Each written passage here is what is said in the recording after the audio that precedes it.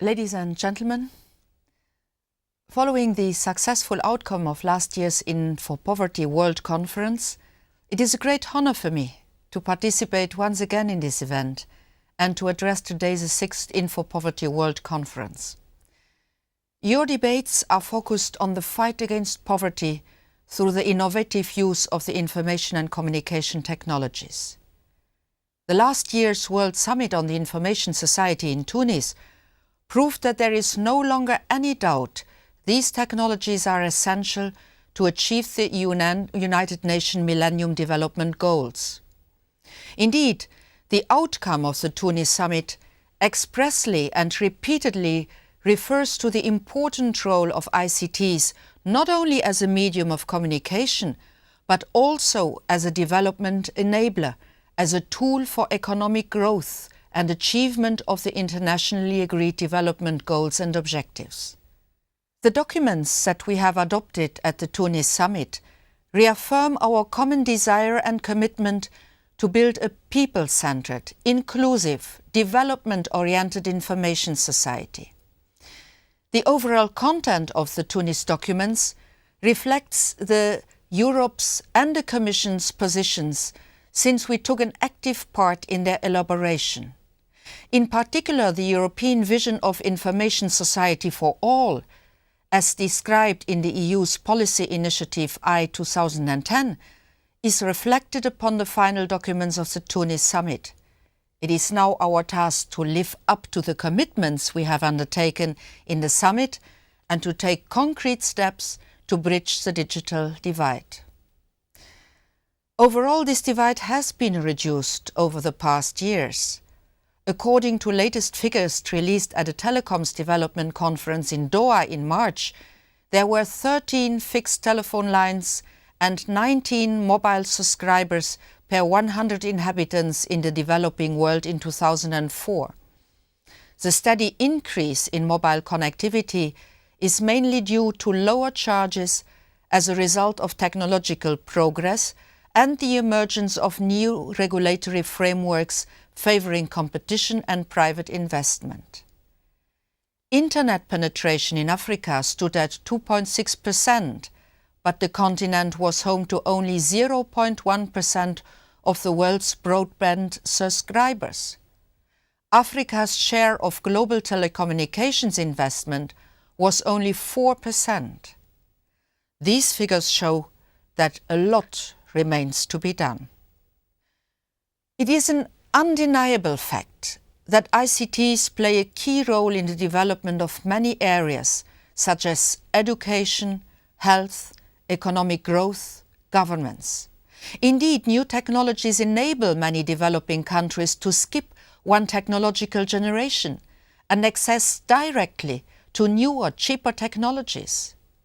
Moreover, the Internet is becoming a critical element in assisting local communities in attracting businesses, in providing healthcare, in improving education and access to government services. Thus, Internet is an unprecedented tool in empowering people. In its effort to fight the digital divide, the Commission has launched several activities. On the international level, it has proposed in October 2005 a new partnership on infrastructures as part of the recent new strategy for Africa. This partnership would be funded from the 10th European Development Fund, development banks and the private sector, and is designed to cover electronic communications on a pan-African scale and in areas where the market does not deliver. On February 9th, the Commission has signed a Memorandum of Understanding with the European Investment Bank to set up a trust fund that will cover the expenses under this infrastructure partnership.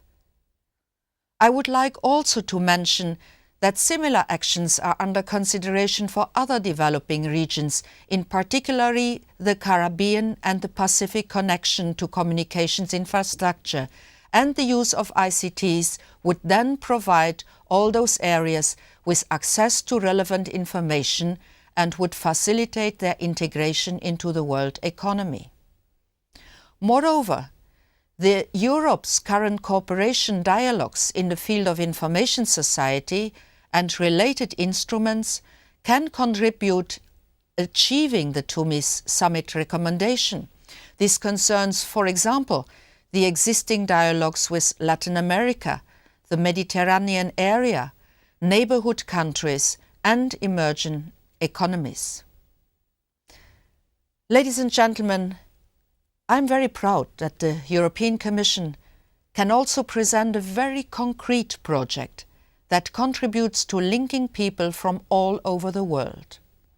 In 2004, we launched Géant 2, the new pan-European research and education network, successor to the pan-European multi-gigabit research network Géant. It supplies massive communication power to 30 million users from over 3,500 academic institutions in 35 countries across Europe. Géant 2 uses photon technology in order to carry huge volumes of data in high speed and thus offers to researchers unprecedented computing power. What is also remarkable about Géant is that it offers global interconnections as a fully integrated part of an overall service available to all participating national research and education networks. To this end, it has established connections from the pan-European backbone to North America, Japan, Latin America, the Western Balkans, Caucasus, Central Asia, North Africa, Middle East, and Asia Pacific. Moreover, just recently a link with India has been put into operation. Ladies and gentlemen, this allows researchers all over the world to be in touch in real time, thus favoring the emergence of global research and education communities and limiting the brain drain. Ladies and gentlemen, the documents of Tunis also highlight another topic that is crucial for an inclusive global information society: the protection and the promotion of the diversity of cultural expressions. People will find access to new technologies much easier if they find content in their language, related to their culture, to their traditions.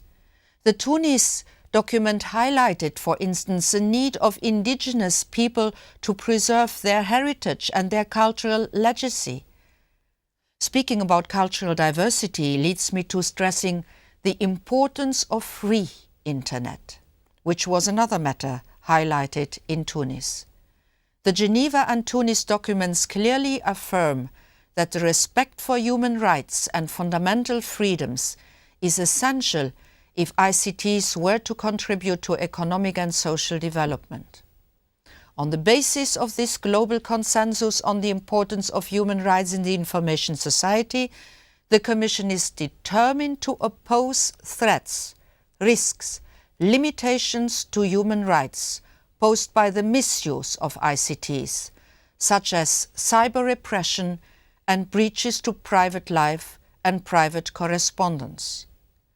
The Commission encourages companies concerned to work on a code of conduct in this crucial issue in close cooperation with NGOs.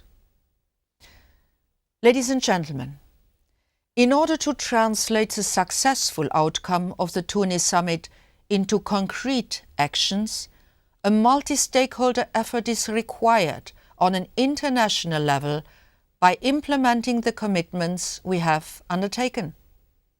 As was the case during the summit, the participation of civil society will be crucial in relation to the development dimension of ICTs and to the role of human rights in the information society. In this context, the work of the 6th Infopoverty World Conference is of particular importance. I would like to wish you every success with the event, and I look forward to learning about its outcome. Thank you.